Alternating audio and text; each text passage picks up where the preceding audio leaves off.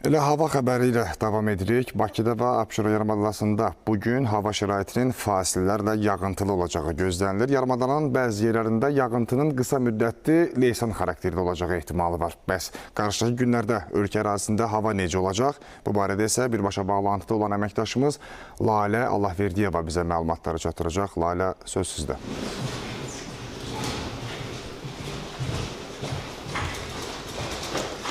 Hər vaxtınız xeyir. Bildirmək istəyirəm ki, bugün olan küləkli hava şəraiti ilə bağlı sarı xəbərdarlıq verilib. Həmçinin Bakıda və Abşeron yarımadasında yağıntılı hava müşahidə olunacağı gözlənilir. Elə istəyirəm ki, bu barədə ətraflı məlumatı Milli Hidrometeorologiya Xidmətinin baş mütəxəssisi Leyla Mədətovadan eşidək. Buyurun Leyla xanım. Salam, hər vaxtınız xeyir. Bəli, bugün Bakıda və Abşeron yarımadasında fasilələrlə yağış yağacağı gözlənilir.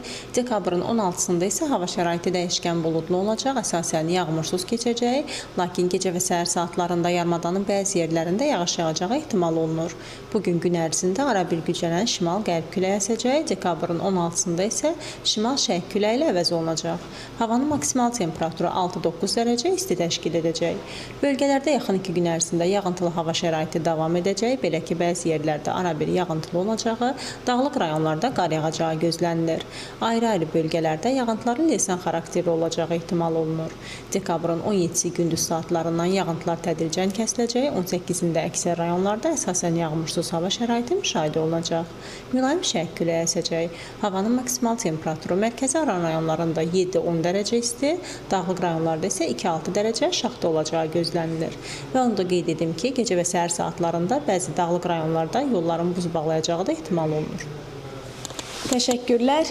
Belə, hələlik bizim çatdıracaqlarımız bu qədər idi. Buyurun, söz yenidən sizdə.